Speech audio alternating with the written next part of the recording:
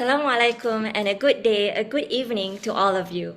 Welcome to the second episode of the Musawah Lighthouse series, brought to you by Musawah, a global movement for equality and justice in the Muslim family. I'm Hamizah, Knowledge Mobilization Senior Program Officer at Musawah, and I'm very excited to be hosting this episode with Dr. Sofia Rehman, who was also our first guest in the first episode where we talked about her book, Gendering the Hadith Tradition. Today we'll be having, inshallah, a very interesting conversation with Dr. Mulki Al-Sharmani on her book, Islamic Feminism, Hermeneutics and Activism. Dr. Mulki is a professor of Islamic Studies at the University of Helsinki and also a member of the Musawah Knowledge Building Working Group. So before we start, I just want to address a few housekeeping guidelines to ensure that this is a smooth experience for everyone. So if you have any questions, please put them in the Q&A box or in the chat. I think you can do that if you're on YouTube. Please do be respectful and constructive as we want to create a positive learning space for everyone. We're here to explore, we're here to learn together. As the conversations go on, we'll also be sharing with you relevant resources in the chat. We'd love to hold even more episodes of Lighthouse, so do provide us with your feedback when you get the Google link form. So if we're ready, let's start with our brief reflections of the book itself. Sofia, I'm keen to hear about your thoughts, especially after you've held a book discussion about it. Yeah, Misa, thanks for that introduction. And Assalamu alaikum, hello to everybody from wherever you are in the world. I know we have friends from across the globe that are joining us. So yeah, as you said, I mean, I've been running this Islam and gender read along for many, many years, and it all began because I first discovered these Islamic feminism scholars, and I remember feeling so excited that these works existed, that actually there were Muslim women and men who had engaged our tradition to ask the sorts of questions that I had, but that I wasn't finding answers to. And of course, this meant that naturally, when I found these incredible works, I was going around putting them into the hands of everybody that I could get my own hands on. I was so enthusiastic for other people to read these books, and people were enthusiastic in picking them up as well. But what I found time and again was that people would come back to me and say, listen, the book was too academic, or it was just too dense, the language, I just couldn't get into it, or I wanted to understand it, but I couldn't finish it. And so then that was the inspiration behind setting up the Islam and gender read-alongs all the way back in, the year that we do not mention, 2020. And 5 years later, we're still going strong. And of course, the first time, actually, I wanted to bring this up, that the first time we actually came across the beautiful work of Dr. Mulki Al-Sharmani was, of course, when we read Men in Charge, Men in Charge, Rethinking Authority in Muslim Legal Tradition. And then again, when we read Justice and Beauty in Muslim Marriage. And so when I saw that, Mulki has her own book coming out, this work on Islamic feminism, I was so excited, and it was such a pleasure to read it with the group recently. And it really gave both those who were new to the group and those who had been part of it for many years, it just gave us a really great overview of the field. It gave us an insight into how our Islam and our desire for gender justice could be brought together, that they're not in contrast to one another. They're not in a great tension to one another, and they don't have to be controversial when they're brought together either. And what was great also was that Mulki set out for us sort of a map of the discipline, who are some of its main pioneers, what have been some of their most path-breaking contributions to the study of Islam and to the upliftment of, what Layla Ahmed called that stubbornly egalitarian core of Islam. And a sentiment that I found arising in the Islam and gender read-along again and again was not only that people felt enriched by the great scholarship that was being presented to them, but also it was giving people a sense of overwhelming relief and permission. And I say relief because, I really do believe that people found in the pages of this book, legitimacy for the questions that they were asking and a validation of this sort of intuitive knowledge that they had been carrying around, that some things are just not quite right, and permission, because in the scholarship and activism that is so brilliantly articulated by Mulki in this book, the readers, at least who were with me on this journey, they were able to find confidence in being able to further explore ideas that were presented in the book and to be inspired to bring whatever they had really resonated with in the book into their own various professional and personal areas of influence. So it was just a really, satisfying read, both in terms of the scholarship that's presented, but also the inspiration that was found through the activism that Mulki so brilliantly presents for us. But of course, Hamizah, you were part of that read along, so let's hear some of your thoughts. Indeed, I was a part of that read along. So my thoughts are, well, I've experienced what a lot of Muslim women have. So the moment we start questioning injustices being done in the name of Islam, whether, it's around inheritance, unpaid care work, spousal violence, child marriage, we're told that it's not our place to question. Why? Because we're women, but also because we don't know enough. Even though we see it happening, we experience it happening.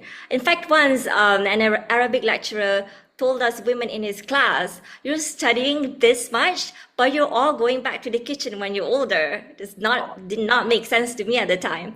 But this book, and by extension through your read along, Sofia, has really shone a light on Islamic feminism scholars, all of whom have had different approaches, but all are working towards the same goal: a just world for women and girls and families.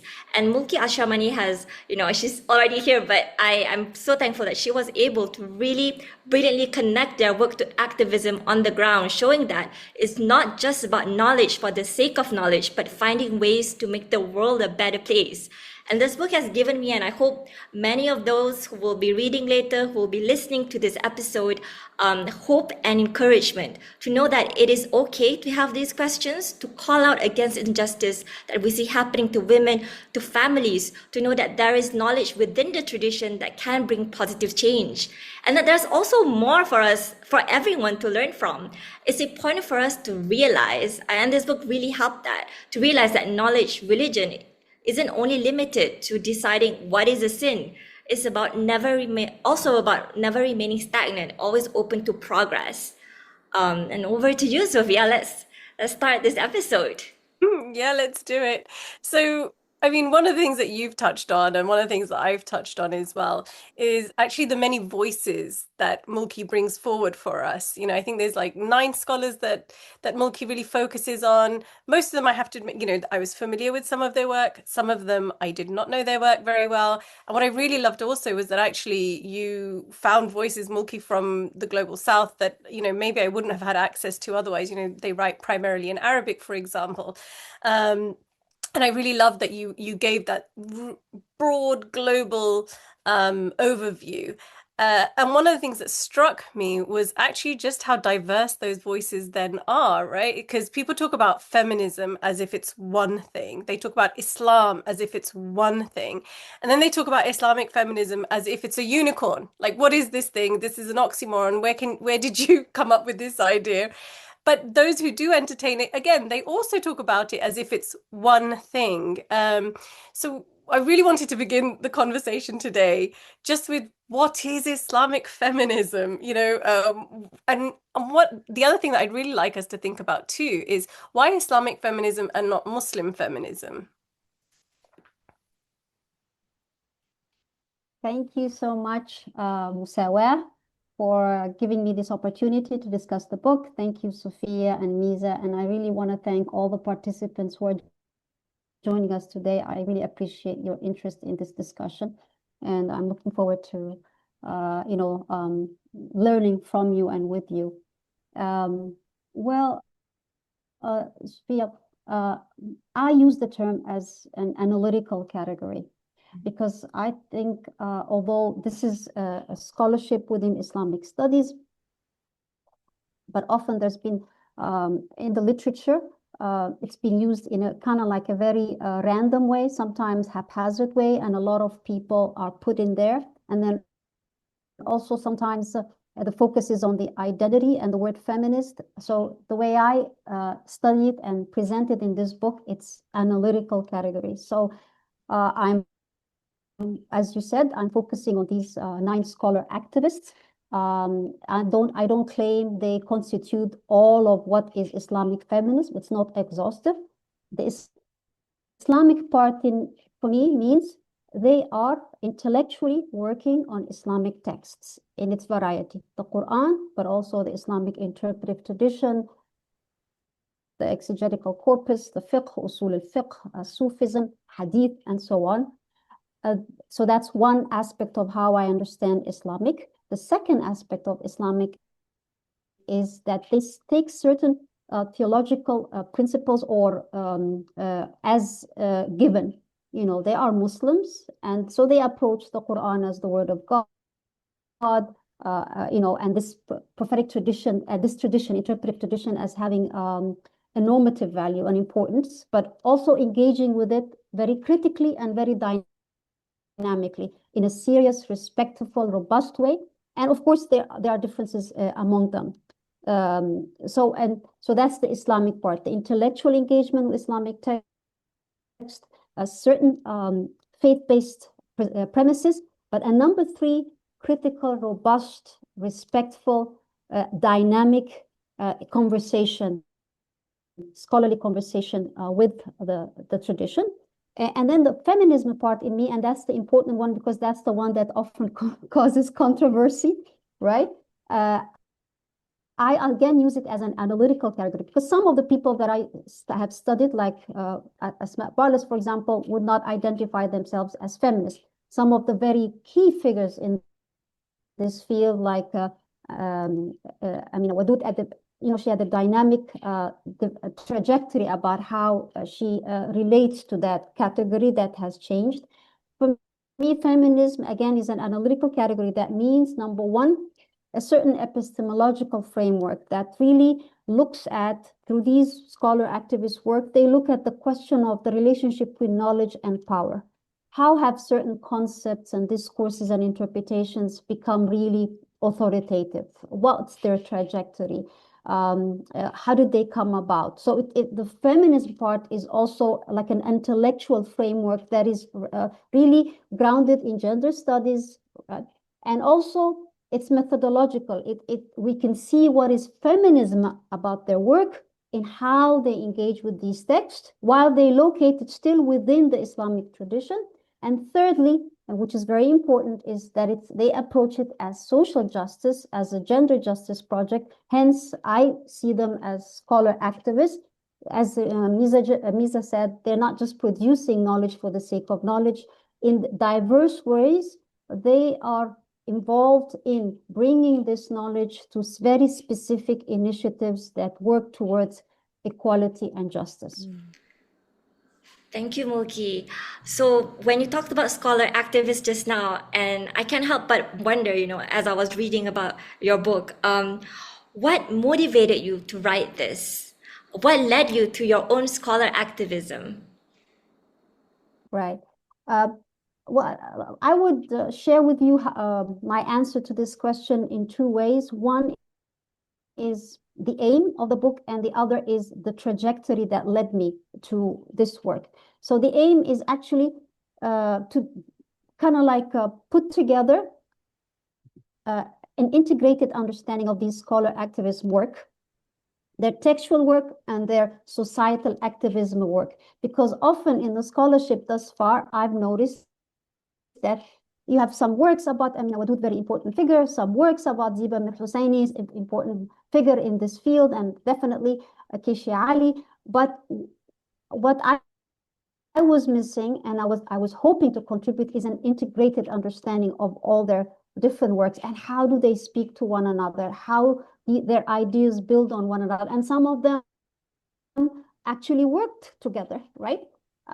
So that's one thing. And then what do they contribute? They're concerned with the question of gender, which is important, but my argument in the book is, and what's one of my aims is to show how they are also contributing to new and important understanding about theology, about ethics, about law in Islamic studies. And the other point is how they highlight through their work and activism the importance of connecting texts and lived realities, Islamic text and the lived realities of Muslims. So that's the aim. And the trajectory was, I worked a lot on Islamic family law, and I still do, primarily in Egypt, but also in Finland.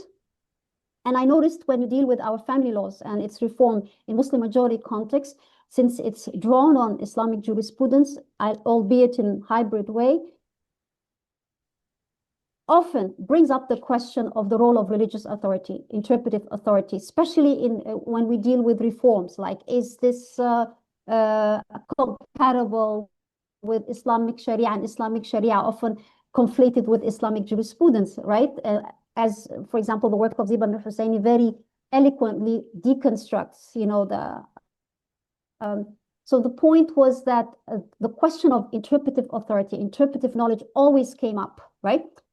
So through that work, having worked on family courts, having worked on with religious scholars and how they engage with reform of family laws, and just regular women and men who go about, trying to marry, divorce, parent, and also do that in accordance with the Islamic teachings, but also have deal with the challenges that these fiqh-based laws confront them with. So that really led me to that in the importance of studying the works of these scholar activists and what they are doing. So that's one part of it. The other part of it is that trained as an anthropologist, in my PhD, but also since then, I've also very much in my work included an ethnographic component that's very integral. So way back, even when I was doing the PhD, I followed certain refugee communities in Egypt, and then in North America and in Europe. And what I saw was women, although that wasn't my driving question, but it came up just naturally, women who, in order to deal with the questions and the challenges of their lived realities back then, having fled their country of origin, dealing with with the armed conflict, and then what happens with gender roles. Then I would attend study circles that they were conducting to other women, and often sometimes these study circles would be connected through, back then the technology was very simple, through phones, so they would having be study circle in Egypt connected to one in Toronto and so on, where they try to make sense of the text, but bring the questions of their lived realities to the text and vice versa. And I found the same thing in recent literature, ethnographic research that I've done in Finland, also women of Muslim background in Finland, and how they make sense of kind of like in a dialectic way, their lived realities and their Islamic text, which means something to them, but the relationship with it, although it's important, is not free from tensions, right? So that was another reason, intellectually and personally. Also, I've always been interested in texts that have meaning, particularly Islamic texts, but also literature. I have a background in literature, texts that have meanings for people. And when I was little, I grew up in Egypt. I would watch, TV show in which this very famous Egyptian scholar, Muhammad Mutawalli Sha'rawi, would interpret the Quran. And I was like 14, 13, and I watched him very religiously. And I was impressed with how he engaged with the texts, the interpretation. But he completely lost me when he came to the question of gender. And I was just 13, 14.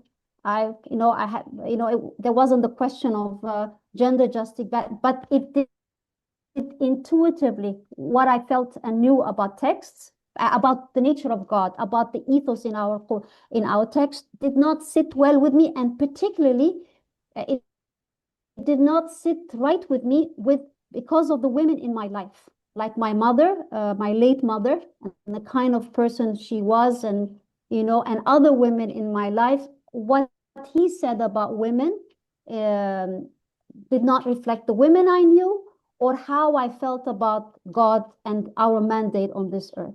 So there was also that intuitive personal part that led me to this. And I personally, as a human being, but also as a Muslim woman, I believe knowledge and social transformation have to be integrated.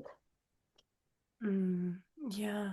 Oh gosh, Mulki, you've given us so much to think about already. I wanted to pick up a couple of the strands from what you've said. I think I really want to emphasize to listeners that it's not that you just present some of these scholars, you really engage their works and you tease out the tensions that lie within their works as well, where they may yes, align with one another, but where there may be contradictions as well.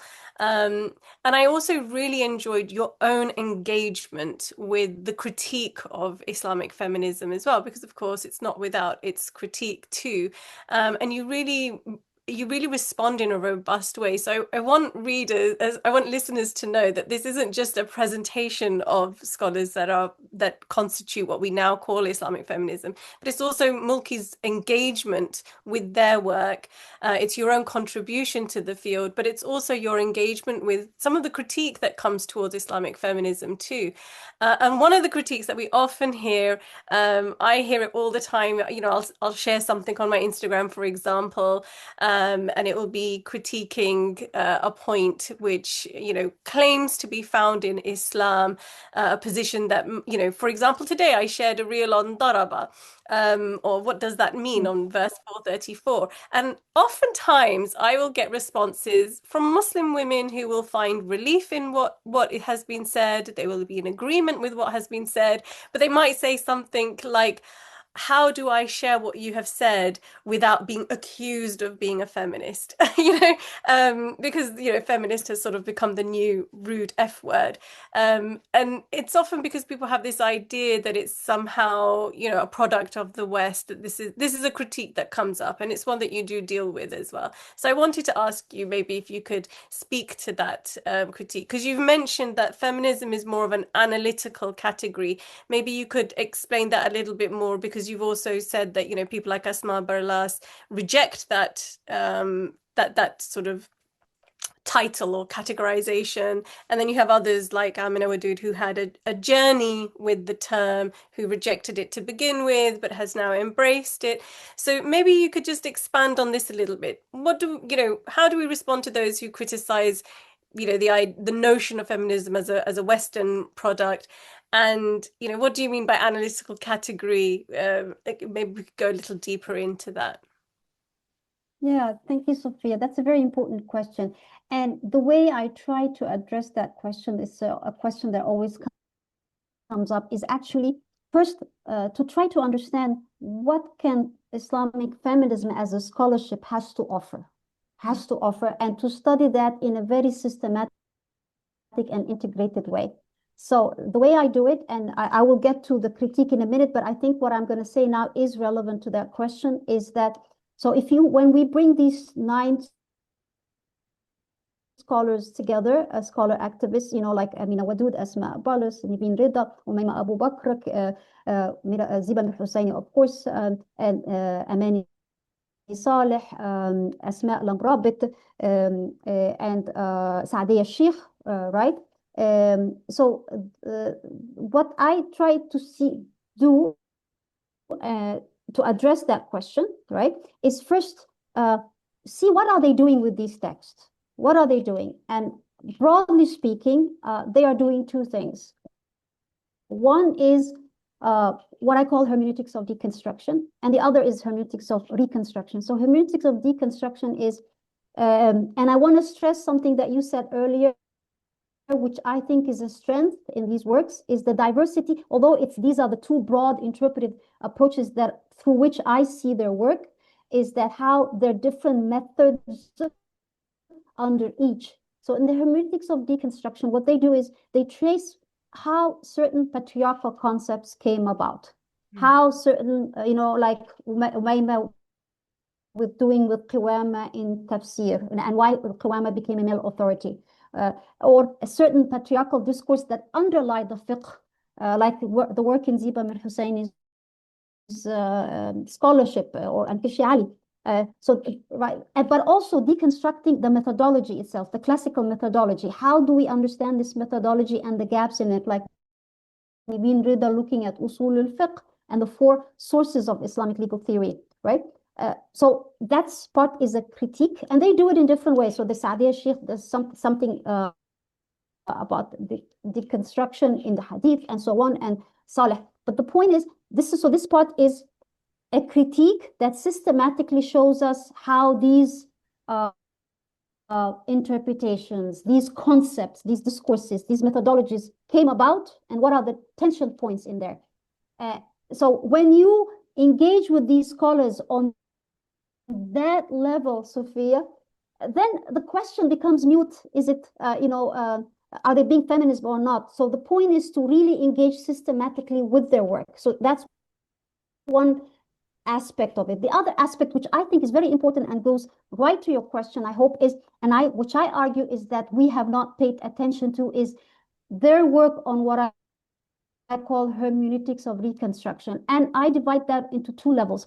One is, okay, are they, when they help us understand the interpretations of these so-called gender verses or gender,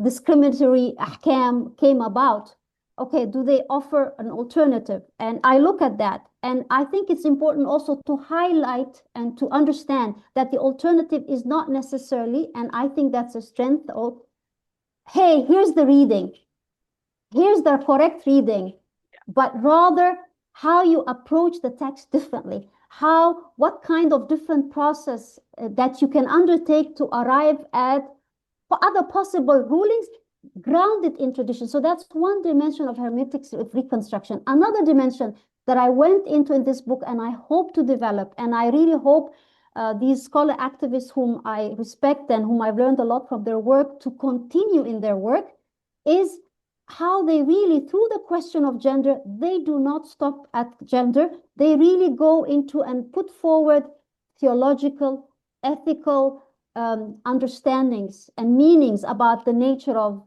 God, the human mandate on this earth. And they do that through the readings of the Quran. So, for example, we all know, like what Amina Wadood's work on Tawheed, and especially Tawheed not just understood very superficially as we believe in God, one God, and we do not associate God with anybody else. But what does it mean as a social praxis?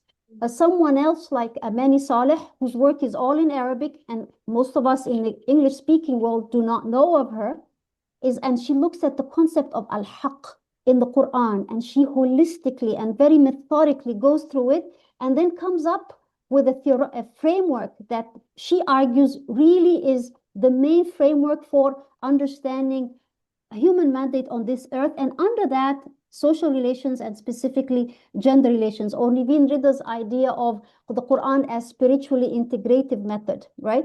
And what does that mean? So, what does it mean in how you read the Quran, but what does it mean as a larger framework under which to re-understand specific verses on polygyny, on divorce, and so on?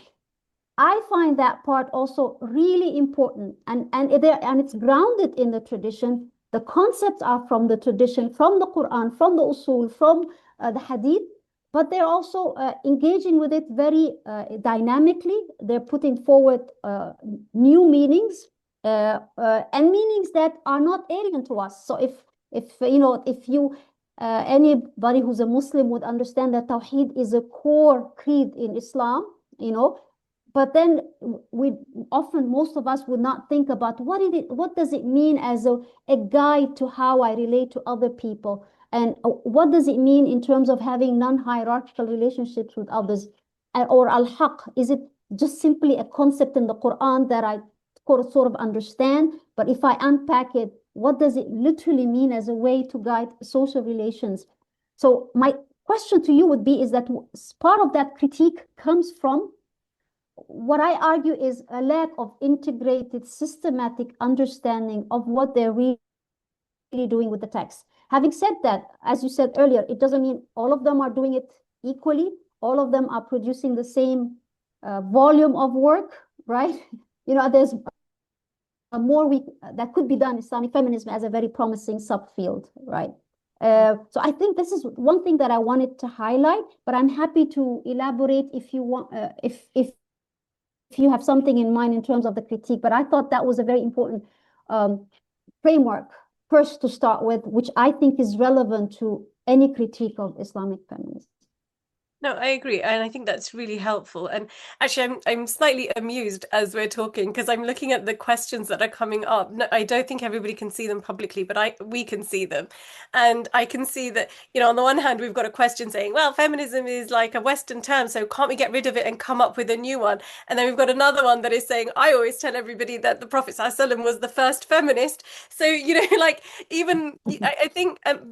I mean, jokes aside or amusement aside, I really feel like the furore around the word is actually a distraction from getting on with the work. I think that everybody should perhaps put aside their distraction, their hang-ups, their desire to use the word or their desire to reject the word, to actually focus on the great work that is being produced, that is so rooted in the tradition, as you've so eloquently put for us, Mulki, you know, that, you know, Amina Wadud's, you know, centering the concept of Tawheed, or I know we don't mention her in the book. I think you do mention her in the book, actually, Amira Abu Talib, her work on Ihsan, the centering of Ihsan. Saadia Sheikh speaks about this too. Naveen Reda and her centering of, you know, sort of the overall egalitarian message of the Quran and certain principles that come up consistently in the Quran, you know, sort of this consistency that she finds or calls for in our reading of the Quran. And so I think actually you know, I think while it's important to engage in the critiques, it's also important sometimes to say, put aside the word and read the works, you know, and engage these texts because they're so important. And of course, one of the most important things is the way in which this work is then taken onto the ground and into the arena by these scholars and by a number of activists too. Come in, Mulki, yes. Yeah, and sorry, Sofia, and if I may add, other critiques that we read about, especially in the scholarly work, and which I think on the one hand, they are helpful because they can kind of like provide some ideas for Islamic feminism to develop further, right? But also, I think the key blind spot in it, aside from the question of, okay, Islam and feminism, are they compatible or not, is also some of these critiques really focus on, are these scholars making the case for gender equality or not? Okay, are they arguing that the Quran is egalitarian or not? Or they haven't made that case.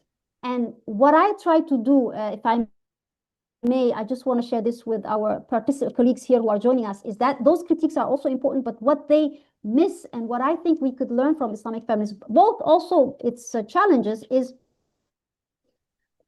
let's put that question aside. For me, I think what is also very important is, first of all, I don't think they're saying it's either egalitarian or patriarchal. I think that's a very simplistic understanding of the work. But also, more importantly, I think is, what do they teach us in terms of how we read texts? What can we get from them in terms of how we revisit the meaning of important concepts in a tradition? What kind of methodologies do they put forward? And that is relevant to the question of gender. So it's not putting aside the question of gender, but it shows also that these methodologies, these new ways of reading, can be also taken to address other questions that are important for us, scholarly wise, and also in the modern times, whether it has to do, you know, with the the environmental equality, whether it has to do with inequalities globally, and plural inclusion, economic inequalities, also, you know, religious pluralism, and inclusive society grounded in Islamic terms as well. Sorry, Sophia, I just thought I want to add No, to it's this. so important because I mean, I totally resonate with what you're saying because even for me, my work on hadith, it was a direct response to a lot of the critiques that not only I heard, but that I felt when I read Islamic feminism work at the time, because I was like, this is great. We've engaged the Quran, but a big Achilles heel is that we haven't really engaged the hadith. And so I I completely agree with you. I don't think critique is a bad thing. I think it's very much a welcome thing because it allows the study to be, you know, further developed and strengthened. I went off and looked at hadith as a result, and there are others who are also working on these things. So absolutely, I resonate deeply with what you're saying. And because of my work in hadith and gender, now I'm looking at disability theology. So you're absolutely right. Once this part of your mind is opened to looking towards the margins and seeing whose voice is not being allowed to engage the text, whose lived experience is not being allowed to question what the text may say to it. It really opens up many paths of investigation for us, which, you know, I think as nerdy scholars we really enjoy, right? But I know Hamizah has lots of questions as well for you, so I'm not going to hog all the time, and I'm going to pass it on to Hamizah. Thank you, Sofia. So I noticed that we started talking about how this knowledge can be, you know, used on the ground. So, Mulki, there are two chapters in which you talk about Musawah being a transnational Islamic feminism activism and also local Islamic feminism activism in Egypt. So could you share or elaborate more about how you have observed Islamic feminism working together with activism on the ground? How are people using this? I think we would love to hear about what you've seen from your research.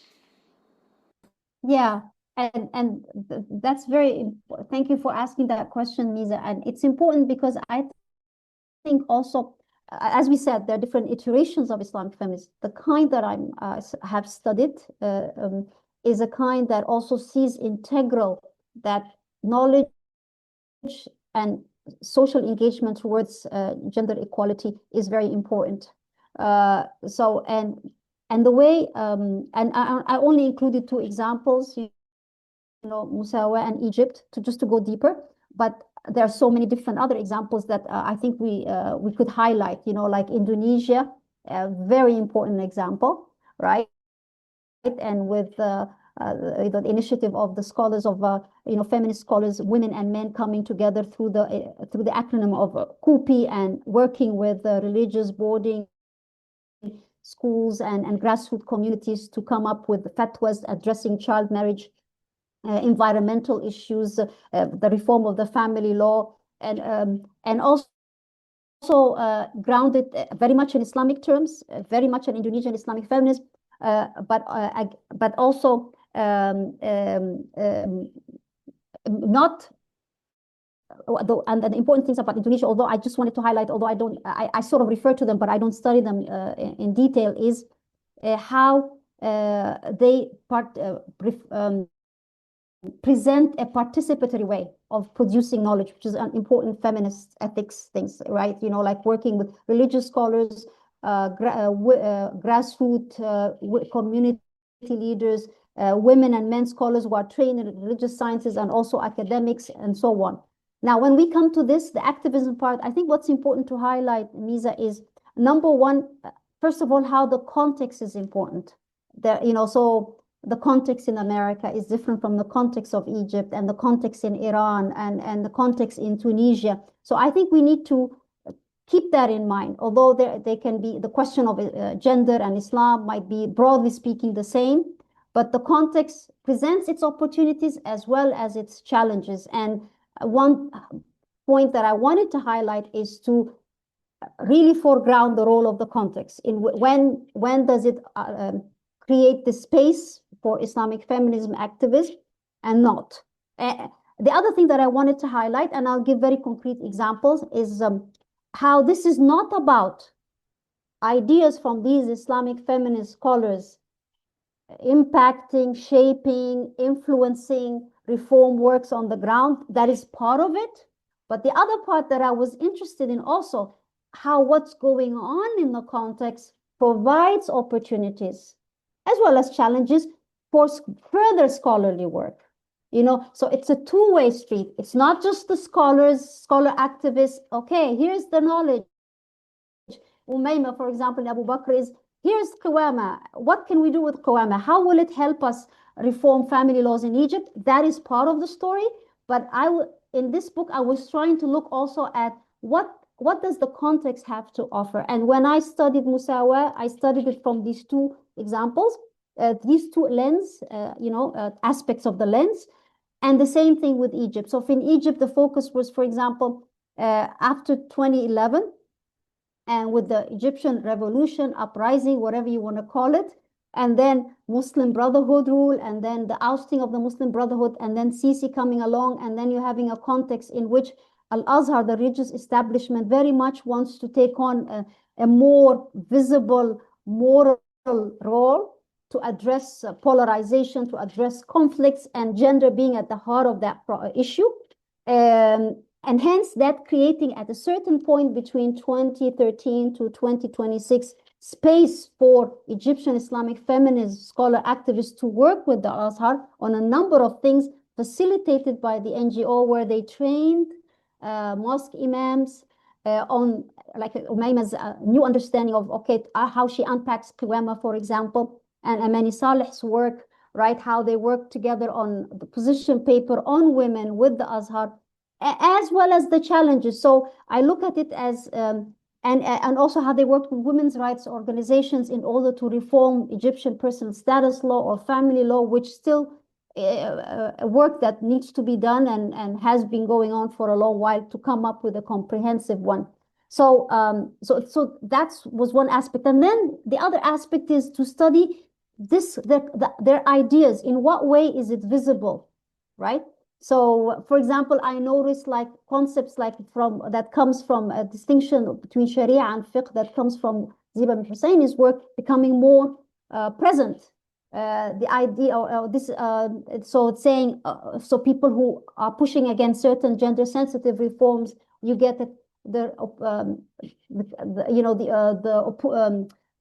advocates of this reform saying, well, that's fiqh, that's not Sharia, and let's take a look at it. And the khul' law in Egypt was a very good example, where there was because they tried to re-appeal it. In the judicial khul' law in Egypt does not require a husband's consent, which is a departure from the majority opinion in classical Islamic legal schools. And there was a big uproar about it way back when it was introduced in 2000. But then there was an attempt to repeal it after 2011 on the idea, again, using the argument it's against women's qiwama, it's against the Sharia, and how these ideas putting forward in the work of Umayma Abu Bakr and Amani Saleh were seeping through. But like I said, also I was interested in how this context is providing opportunities for them, as well as the challenges. Like I was interested in how certain young scholars in Azhar, who are not necessarily working directly on gender justice, but are interested in the kinds of ideas and work that Amani Saleh and Umayma Abu Bakr are putting forward, because they're interested in reforming the religious domain. They're interested in making religious domain more inclusive, and to have more critical, but also serious and robust engagement with religious knowledge, religious authorities.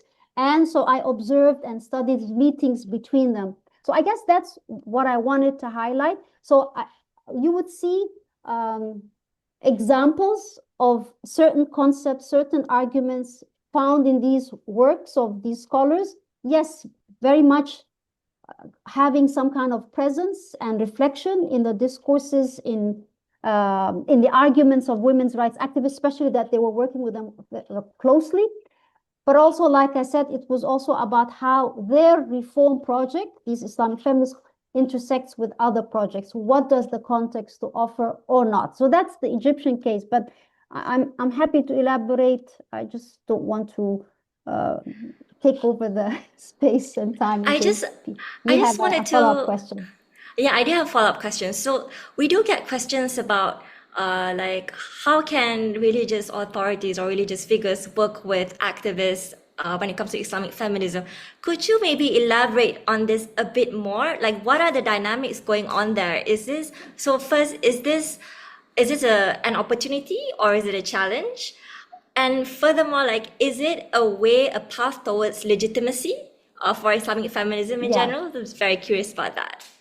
Yeah, that's a very important question. And also the Egyptian case is a very interesting case because it presents challenges, but developments, moments of opportunity, you know, and I will also share, to answer that question, I'll also share with you findings from an ethnographic research that we did in Musawah, the past 2 years, and it focused on 4 countries. One of them was Egypt. So I think that, of course, Islamic feminist scholars, activists always try to engage with religious scholars, and often there have been a lot of challenges.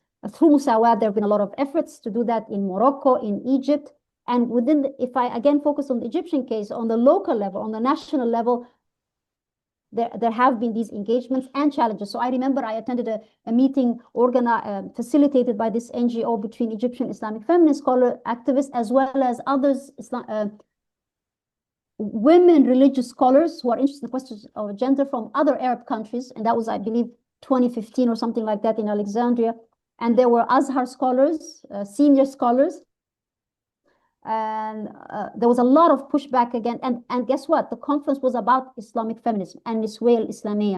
And there was a lot of pushback again. What is this Musawah Islamiyya? You know, why do we need to have Musawah Islamiyya? Sort of what Sofia was saying. But once we put the term aside and there was some discussion, and certainly there was a pushback, there was a bit of a headway, but still more challenges. But what I find promising in terms of engaging with religious scholars is what recent research that we did in Musawah in Egypt has shown, and other countries, but I'll focus on Egypt, is how these religious establishments are also now addressing family problems, addressing the question of domestic violence, addressing the question of men's excessive claim to authority and how that leads to violence against women, violence against children, how this hierarchical model of marriage is really problematic, right?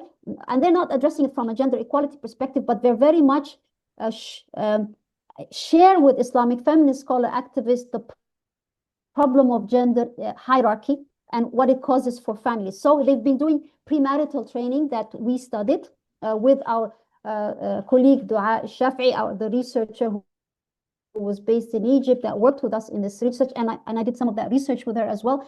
And what we noticed is that in these premarital training workshops, which are taking on, and we studied similar ones also in Indonesia, there's a lot of focus now on the ethical principles of the Quran.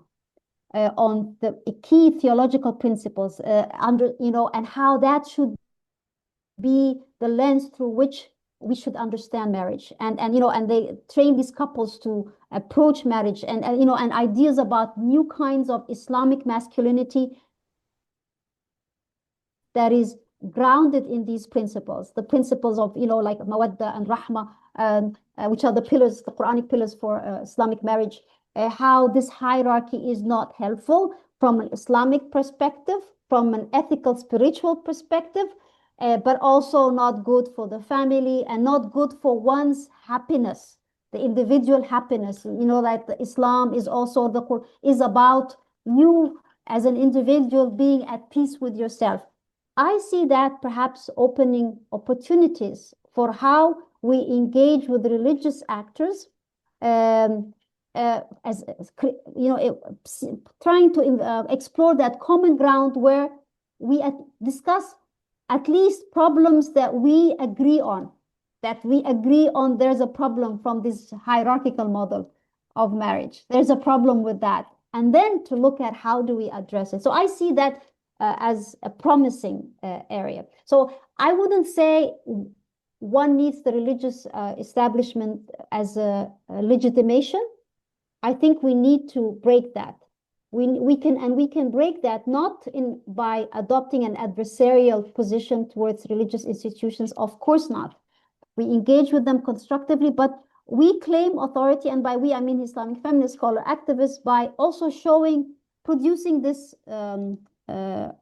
rigorous work and showing how this rigorous work has an impact, has relevance for the lived realities, but also really opening these channels with them and talking to them on the common grounds, which are two things I've noticed, at least in Egypt and certainly in Indonesia also, although Indonesia there are more opportunities because some of these religious establishments are themselves involved in these reformist projects.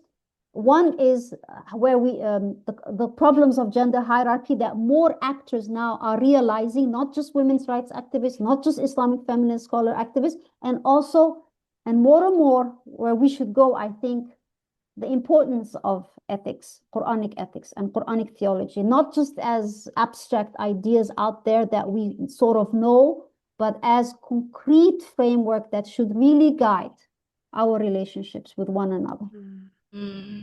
I love this, and you're right, because there's usually very polarizing opinions about how religious authorities and also activists work together.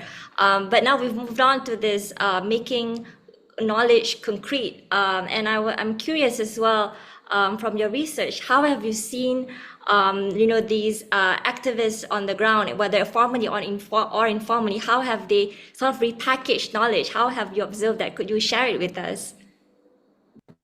Yes, for example, in terms of reforming family law, these religious, the arguments that are put forward by scholar activists are very much used, whether it's through the policy briefs produced by Musawah, whether in the capacity building training workshops that bring together, women's rights activists, lawyers, family court judges from different regions. So certainly we see that, and so that's one thing. But also I've seen it in just regular people. I mean, although I would say it's still not a very visible and influential knowledge activist movement, and it depends on the context. So I would say that would be true for Egypt, not yet, definitely.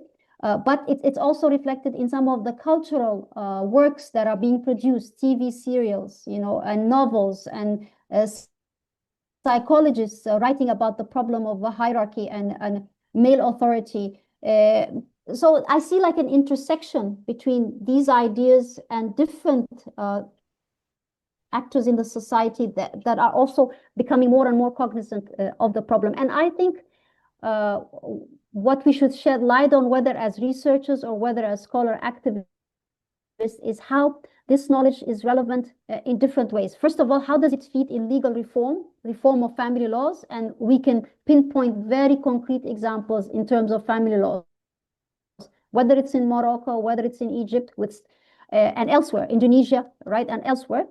But number two, also, is it creating the space for a different kind of religious discourse about women, about gender, right?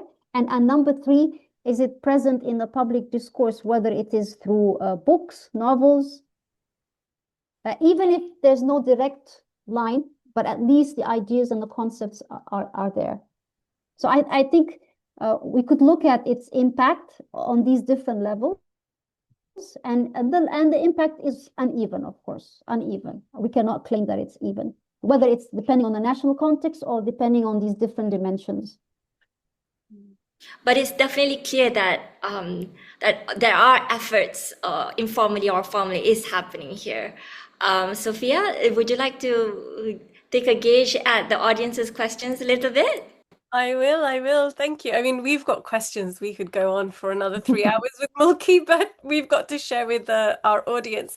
So, yeah, just reminding everybody that you can put questions into the Q&A box at the bottom of your screens. We already have a few questions, so I'm going to take one. There's one I think is really pertinent, and it speaks, Mulki, to what you were saying about working with, for example, religious institutions and essentially bringing men on board. So the question says, and I think it's such an important point that has been raised, she's written, women suffering under the rubble in the earthquake in Afghanistan were not saved because of the rescuers being men. She said, I feel like patriarchy has taken religion to a very different level of rigorous understanding, something that I believe fails humanity. How rational is this segregation when men and women fought wars together in Islam? Shouldn't we ask men to become Islamic feminists too? I feel like men are a very important part of Islamic feminism since our lives must be lived with them, and they can be most ignorant on topics related to women. I mean, I think there's lots that have been touched on in that question, but that appeal to to Muslim men. Could you speak to that? Yeah, absolutely. And I want to thank the colleague for the comment and slash question. And certainly that's true. But I want to also highlight that, first of all, there are men also being part of this production of this knowledge. Predominantly it's women, but there are men. There, for example, the scholar Taqiyuddin Qudir in Indonesia, who is a scholar of hadith, but very much involved in Islamic feminism movement there and their efforts to reform Indonesian family law, to reform the religious discourse, to issue new fatwas. Part of that network, KUPI, called KUPI, which is like a congress that brings together feminist scholars, men and women, Islam. There are also scholars, activists like Shadab Rahmatullah. He's a scholar based in University of Edinburgh, works on Islamic liberation theology, but also very much collaborates with Islamic feminist scholars and sees himself as one, and co-authored a chapter with his wife and scholar Sarah Abebna on how we can also look at the marriage of Prophet Muhammad, peace be upon him, and Khadija as a model, actually, for new kinds of a new understanding of Islamic masculinity, one that it doesn't see Islamic masculinity as based on authority, as a fixed gender roles, but rather more on mutual support, partnership, right? So I would say, yes, we need more men, but there are certainly men who are being involved. And also, I would want to highlight also that there are also women who very much believe in the patriarchy, who invest in the patriarchy, Yeah. who perpetuate the patriarchy. So I think maybe one way we can get out of this is that we do not frame it as men-women issue, but more like, okay, there's this patriarchy that is at odds with the ethos of Islam or with the textual tradition. It doesn't mean we deny that there are definitely discrimination and tensions in the textual tradition. And then we work at how we highlight, how we understand these tensions, and in the modern times, what kind of principles, whether they are religious principles that again feed into our policies in terms of nation states, how should it live our lives? Why equality and inclusion is very important as an Islamic ethos, and also something that we all deserve as citizens of nation states, which is our modern reality now as well. So I would maybe moving forward, I would frame it that way. And one thing I just want to share with the colleague, whom I thank for the comment/question, is having more conversations about Muslim masculinity, doing research on it, but also having more conversations. So some of these premarital training that we researched in Egypt, for example, there were these discussions about that, and we interviewed men who attended these training, and then they were being told, like, okay, you shouldn't understand male authority as you being in charge, you telling your wife you can't leave, if you go out you have to take my permission first, and so on. And some of these men, in our interviews with them, started reflecting on that, and they're saying, well, we used to understand masculinity in a way that, for example, I have to relate in a certain way, even vis-a-vis my mother and my wife, and also the pressure from other men that's the only correct way of being a Muslim man, and how they started reflecting on that. So I think we can work on these different areas, but that's a very important point. Yeah. Thank you, Mulki. I'm going to read another question by the audience. So from your discussion, it is clear that Islamic feminism is both a hermeneutical project and an activist movement, bridging theology, ethics, and gender while also shaping reform on the ground. But this dual role raises a question. How can scholar activists sustain the critical depth of academic work while also ensuring that their interpretations remain accessible, legitimate, and transformative within diverse Muslim communities who may resist both the label of feminism and the activism it inspires? That's an excellent question, and that's always a conundrum and a tension, but I think it's a productive tension. And part of that tension has to do with academia, because most of people who do this work are scholar activists, scholars, even if they don't have necessarily official positions in universities, but they are trained as academics, right? And some of them are continue to teach and so on. And it raises this question also of it sheds light on the blind spot in academia, in the sense that the assumption is if this knowledge knowledge has to be for the sake of knowledge only, and somehow if the knowledge has a goal of social transformation, then this knowledge is not objective, not rigorous, not robust. And I think in academia we have also this hypocrisy and kind of like schizophrenic thing, because those of us who are in academia, we know that we're also often told by our department chairs and our colleagues, hey, we need to have societal impact for our knowledge. You have to engage the society, and usually you have that section in the report that you submit to your department chair or to your faculty in general. But then we don't walk the walk. There's still that and that I think is also comes from a kind of a Eurocentric model. Even Orientalist, I would say, that kind of like wants to look at the knowledge and the object of knowledge as a gaze. Okay, here are these people and here are these texts, and we're going to look at them objectively from outside, and we're going to tell you what they are about. And as academics, we need to question that from a post-colonial perspective, from a feminist perspective, and feminist here understood also as within academic work. So that's one aspect of it. But how do you do the activism part? I think that was part of your question.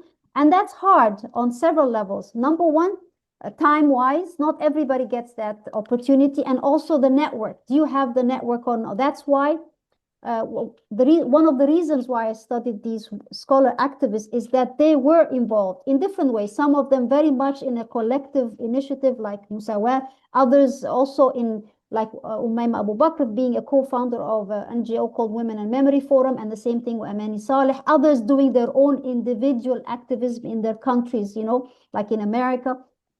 But the point is they were all purposefully engaged in that activism and how not only producing academic work, that is important, that's one aspect of their activism, but also partaking in activities in which you can translate that knowledge into formats that are accessible and relevant to people beyond academia. So within Musawah, that would take the format of policy brief, training, like capacity training, where you work with different actors who are interested in this issue, whether they are family court judges, women's rights activists, lawyers, religious scholars, and you work with them for 2 weeks or 1 week and go deep and reflect on how is this knowledge relevant to your work and so on.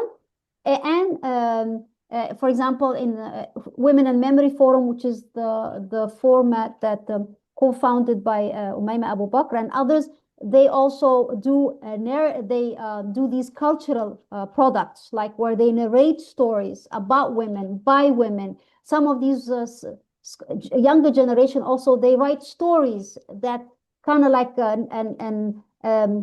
novels and cultural work that also translates these ideas that they have produced academically, right?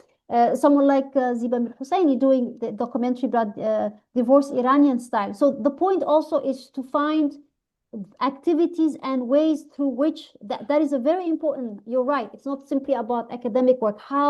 What are the formats, what are the mechanisms through which this knowledge can be transmitted and discussed and debated in ways that are relevant to different actors, and what creates those opportunities, but what sometimes constrains these opportunities. Some of them, do marriage manuals, like, okay, this is how you can do your marriage contract, right? Some of them actually officiate marriage contracts, like Kishi Ali in America, right? And produced somewhat popular, but also based on her academic work on what do you need to understand about Islamic contract from that perspective when you are about to conclude your marriage, for example. Yeah.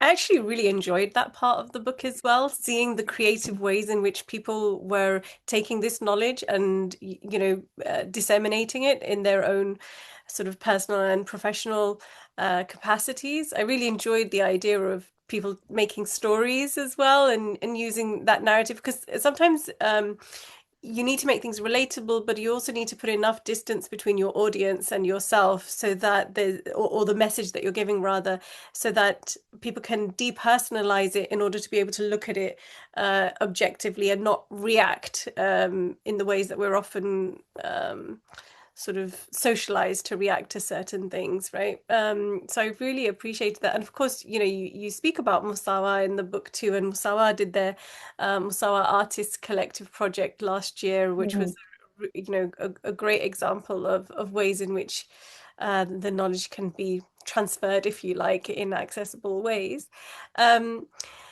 I'm going to bring it back to some of the questions that we have, and I think this is an important one to address. So we have a question, they begin by saying, thank you for this interesting discussion. And they're saying, I was wondering if all the scholars in this field base their research on texts and literature, because of course, Mulki, you speak on the hermeneutics. But they're asking, are there other resources to study Islamic feminism as well? So I guess, are we looking beyond the text too? Yeah, I mean, and again, to go back to the example of Musawah, that's in Musawah as a knowledge building movement that brings together scholar activists. That's precisely what we do. Study text and study Islamic text in an very integrated way, not just the Quran, but the Quran, the tafsir, usul al-fiqh, hadith, modern family laws, the social history of marriage before, and bring those into conversation with one another. And then another component that is so important that we always do in Musawah is study lived realities of women and men within the context of marriage and divorce and parenting, like empirical work that tells us what's going on in the ground.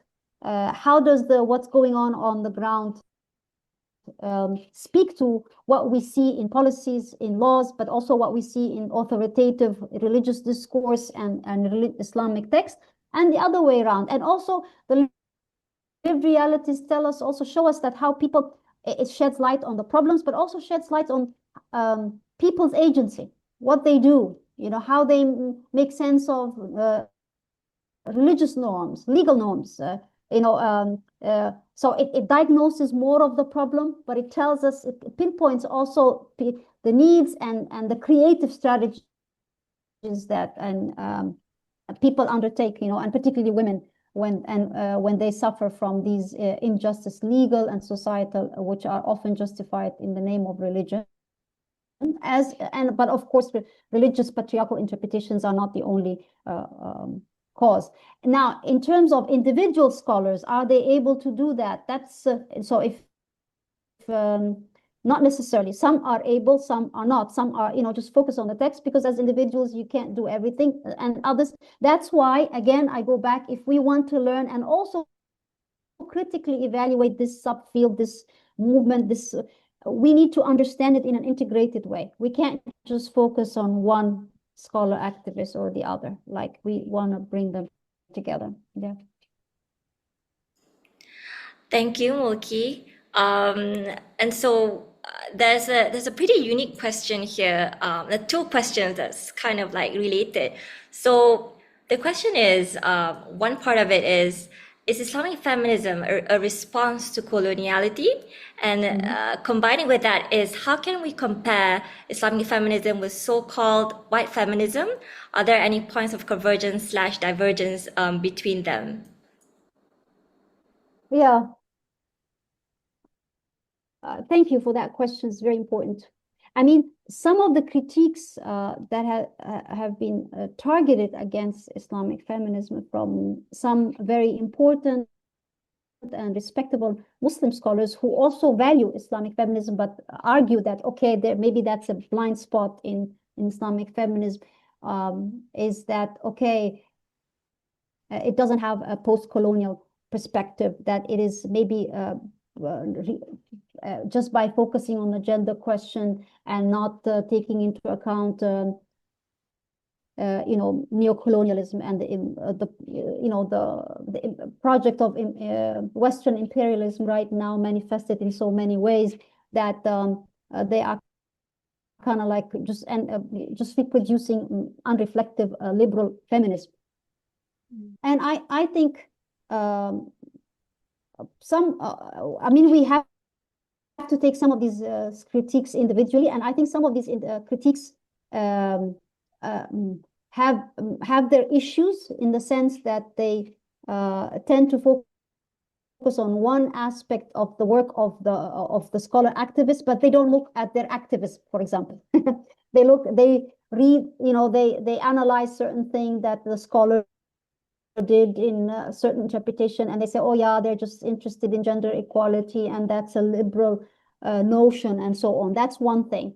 The other thing is also the gaze is often, that comes also from scholars that are primarily based in the Western context, and understandably, where there's a lot of Islamophobia, although Islamophobia now is rampant everywhere. Unfortunately, we live in very dark times. But so, and in the context of the war on terror, and all very valid,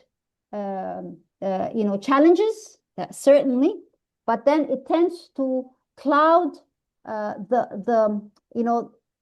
how these Islamic feminism iterations come from a local context.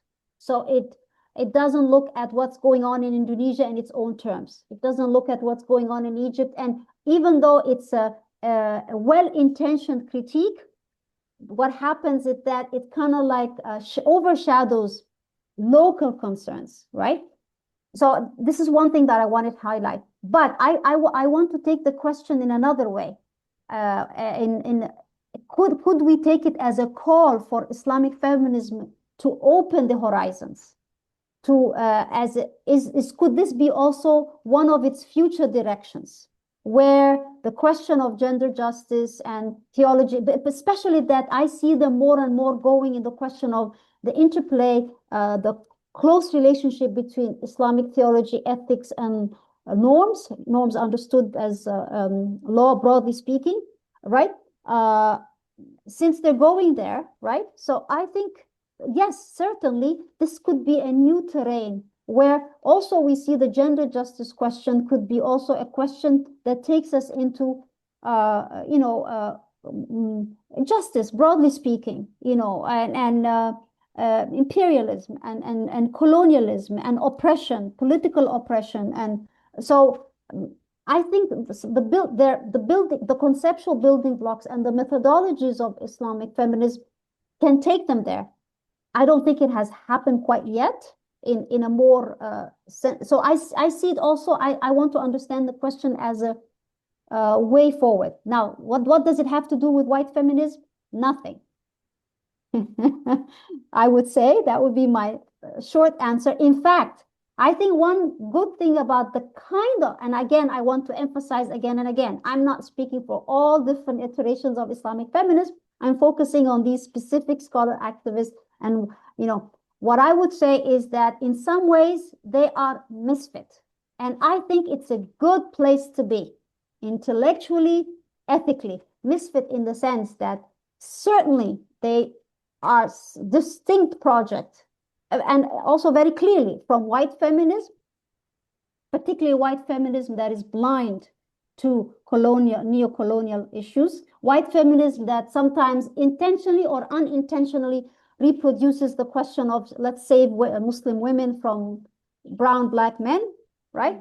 But also white feminism that is unreflective liberal feminism, in the sense like, hey, I accept what you say. I don't really think it's important, but everybody can have their cake and their, no. But also it's a misfit because it is very much a critique and distance itself from conservative Islamicist discourses that reproduce gender inequality, and religious patriarchy, and link it and often associate it with exclusion of people from other religions, and also exclusion and like marginalization and criminal of different trends of Muslim thought, seeing Muslim thought in a very singular, judgmental way that is exclusionary.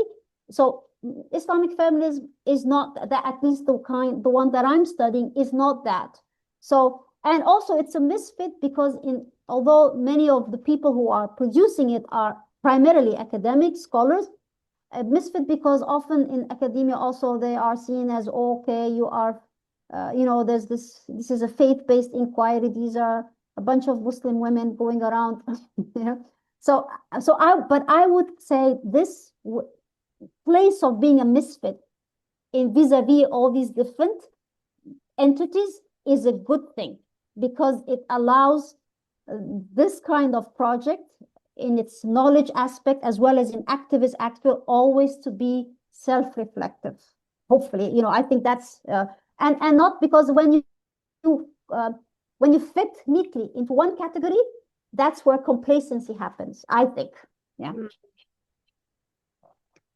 I love this. I love this idea of being misfits. And earlier we talked about somebody mentioning the Prophet ﷺ as like the first feminist. I think a lot of people would disagree with that, but I think everybody could agree with the Prophet being the first misfit, and a good kind of misfit, a misfit that really goes and pokes at all the places of inequality and oppression and wrong, and forcing society to look at that so that we can mend that.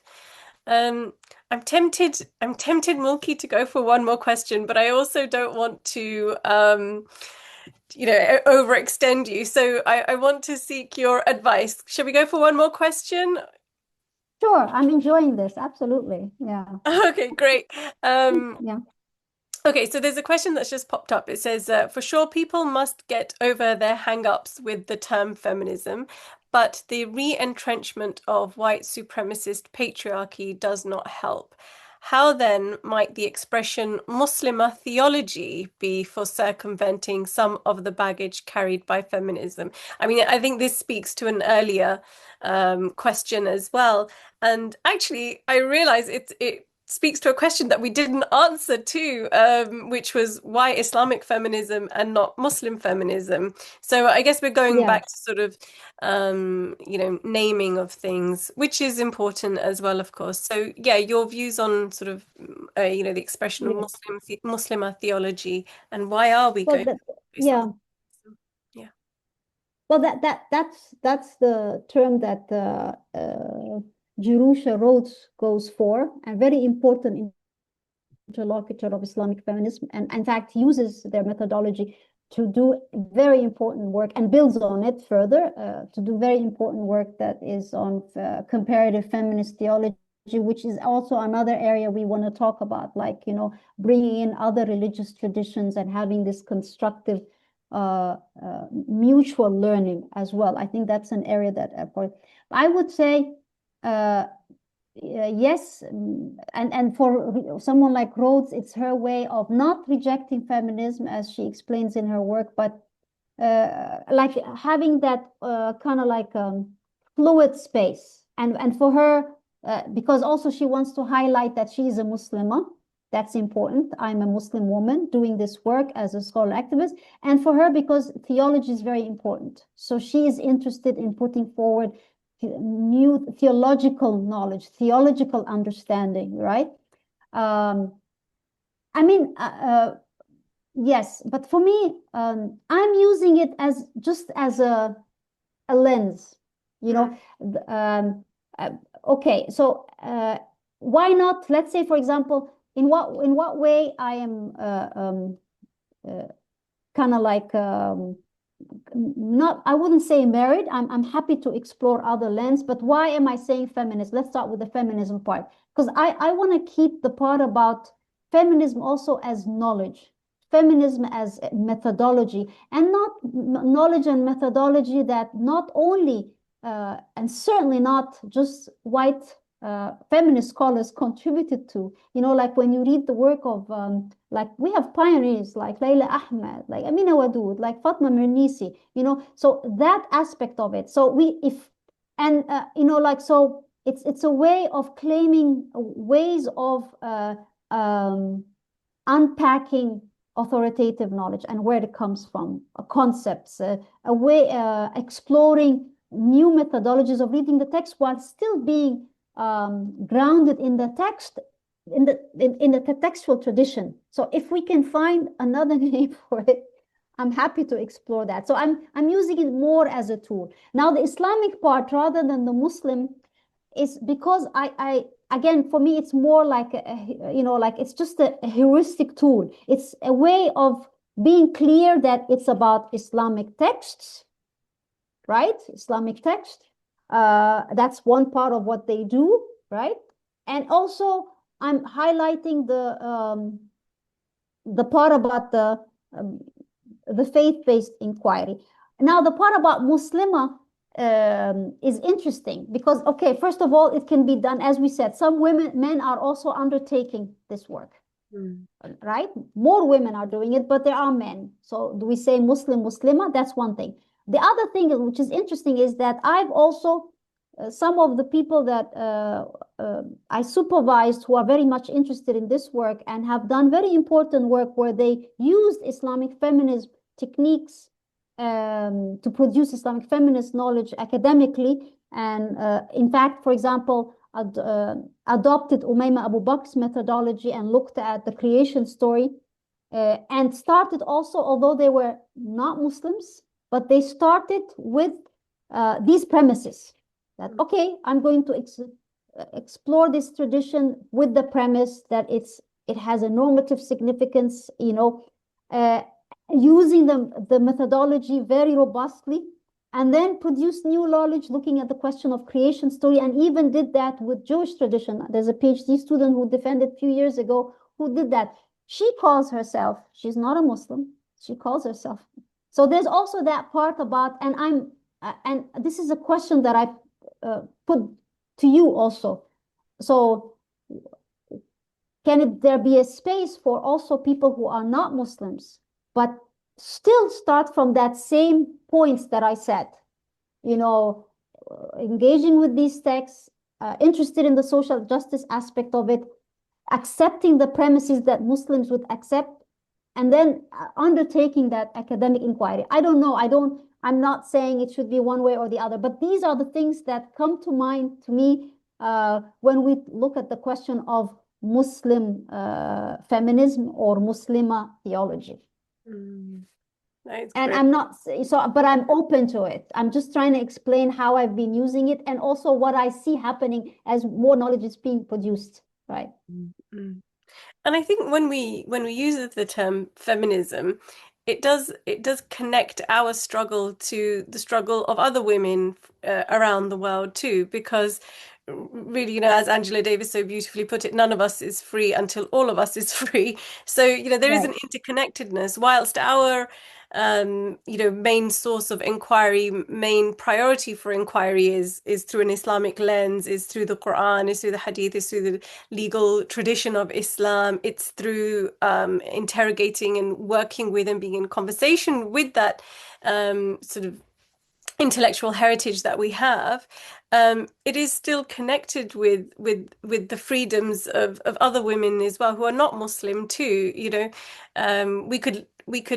We could achieve gender equality of sorts within the Muslim community, but it would always be somewhat deficient if there are non-Muslim women who are still suffering in the world, So I really appreciate that. I totally agree, and also it creates this space of also doing comparative feminist work, Yeah.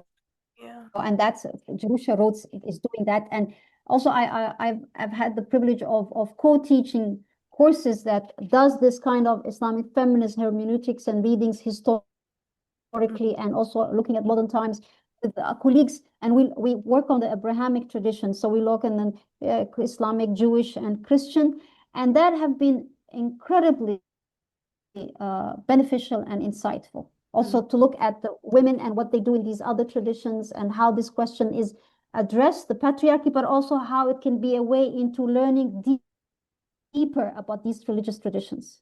I love that. Gosh, Mulki, thank you so much. So much to think about. We've really picked your brain today, Yes. haven't we? And the audience has been Thank you. The Thank really, you. yeah, audience has Thank you. really Thank you so engaged. much for the interest and the good questions and comments. I appreciate that. Oh, no, thank you so much, Mulki. So I just want to thank everybody who's joined us as well. I mean, what a lively audience. It's been really wonderful to have such an engaged audience as well. So many questions. So for everybody who has been with us today, if you want to continue to be informed and continue to want to remain in conversation with us, which I hope you do, please do subscribe to our YouTube channel. Also follow us on Instagram. All the links to all of these will be up in the comments section here, and if you are following the recording, sorry, afterwards, it'll all be in the description box. Please also sign up to our newsletter. We really want to stay in connection with all of you and in community with all of you. And we don't want you to miss the next Lighthouse episode and all the other great work that Musawah is doing at the moment. So thank you everyone for joining us, and we hope to see you again. And thank you once more to you, Mulki, for this brilliant book. I hope people will pick it up. Thank you. Get it ordered into your libraries. I know academic texts can be a bit expensive and it can hurt the pocket, but you know what? Get it ordered into your libraries. Make use of them. And we hope to see you all again. Thank you so much. Thank you, everyone. Thank you, Mulki. Thank you.